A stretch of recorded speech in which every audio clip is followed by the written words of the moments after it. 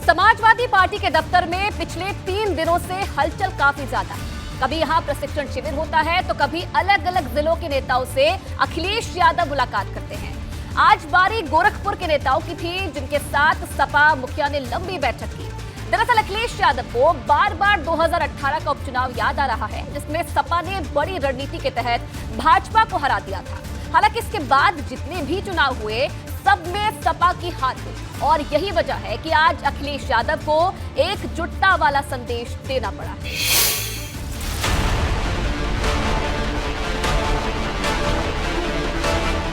UP की सभी 80 सीटों पर साइकिल दौड़ाने का सपना लेकर बढ़ने वाले अखिलेश यादव ने अपनी पहली हुंकार भर दी है। सपा मुखिया लगातार पार्टी मुख्यालय में बैठक कर रहे हैं। तीसरे दिन उन्होंने मिशन गोरखपुर वाली तस्वीर साफ की और पार्टी के नेताओं से साफ तौर पर कहा कि सभी को गुटबाजी छोड़कर 24 के चुनाव के लिए एकजुट होना है। कोई ऐसी गुटबाजी नजर न आए जिससे पार्टी को चुनाव में नुकसान हो। अखिलेश यादव ने ये भी कहा कि गोरखपुर, देवरिया, सलेमपुर और बांसगांव का प्रशिक्षण शिविर गोरखपुर में होगा। प्रशिक्षण शिविर के लिए जिले के नेताओं को समय और दिन तय करके पार्टी कार्यालय पर भेजने के लिए कहा गया है।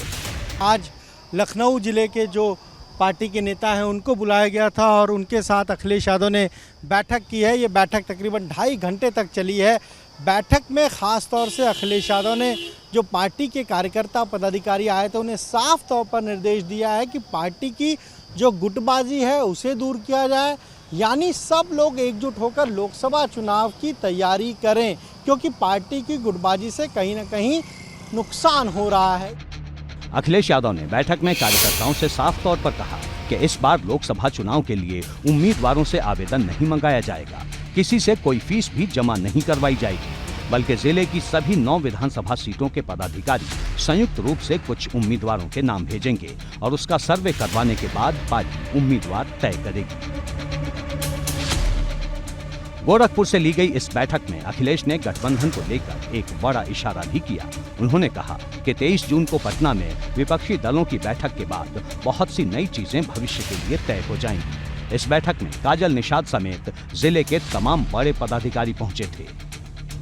गोरखपुर के आज तमाम जो नेता हैं उनको बुलाया गया है पार्टी कार्यालय पर। गोरखपुर में कुल 9 विधानसभाएं आती हैं। सभी 9 विधानसभाओं में जितने भी पार्टी के प्रभावशाली नेता हैं, जो पदाधिकारी हैं, उन सभी लोगों को बुलाया गया। जो निवर्तमान वहाँ पार्षद चुने गए हैं, नवनियुक्त पार्षद हैं, उन सभी लोगों को आज इस बैठक में बुलाया गया है। गोरखपुर वो किला है जो भाजपा का सबसे मजबूत गढ़ माना जाता है। पिछले 8 बार के चुनाव में भाजपा की लगातार यहाँ से जीत हुई।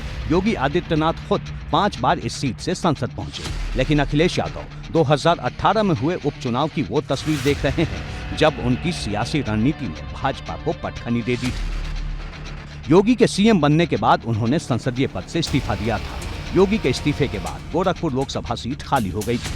मार्च 2018 में हुए उपचुनाव में सपा गठबंधन ने भाजपा को हरा दिया था, जब अखिलेश ने निषाद पार्टी से गठबंधन किया था और संजय निषाद के बेटे प्रवीण निषाद को प्रत्याशी बनाया था। नतीजा ये हुआ कि प्रवीण निषाद ने भाजपा के उपेंद्र दत्त शुक्ला को 22,000 वोट से शिकस्त दे दी।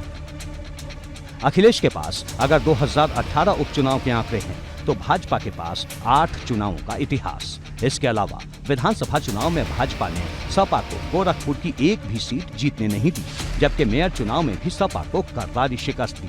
और एक बार फिर भाजपा के हौसले बुलंद हैं। इस बार भारतीय जनता पार्टी पिछली बार अपने परिवार की सीटें बचा लिए थे, इस बार वो भी सीट नहीं बचा पाएंगे। 80 की 80 सीटें मोदी जी के नेतृत्व में भारतीय जनता पार्टी जीती। वो कह रहे हैं 80 सीट वो जीतेंगे। अखिलेश यादव ने कहा कि 80 सीट जीतेगी। ये बताइए, मैं पहले कहता था ना कि 17 के 17 नगर निगम जीतेंगे, आपके रिकॉर्ड में कहीं होगा? हाँ, हम लोग कहते थे ना। आप देखिएगा 80 की 80 सीटें हम लोग जीते। सपा, बसपा, कांग्रेस, इन तीनों दलों का एक वोट कॉमन था जो मुस्लिम वोट था। उसी के आधार पर ये सरकारें बनाया करते थे। अब मुस्लिम वोट कांग्रेस से भी खिसक गया है, मुस्लिम वोट समाजवादी पार्टी से भी खिसका है, मुस्लिम वोट बसपा से भी खिसका है। 2018 के उपचुनाव में अगर सपा गठबंधन की जीत हुई थी तो इसमें बसपा के समर्थन का भी योगदान था।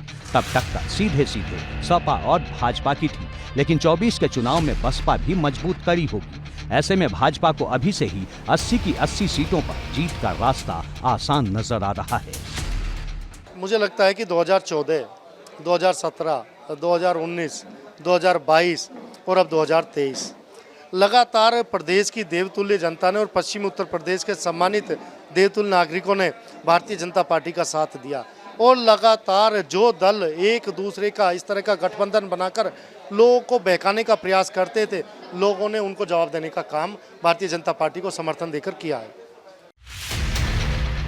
गोरखपुर योगी सरकार की एक बड़ी पहचान है और भाजपा इस किले को लेकर बहुत ज्यादा मुस्तैद भी है। ऐसे में अगर अखिलेश अपनी कोशिश गोरखपुर में कर रहे हैं तो लड़ाई रोमांचक जरूर होगी।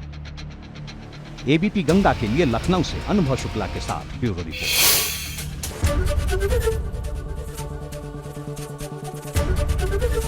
एबीपी गंगा, खबर आपकी, जुबान आपकी।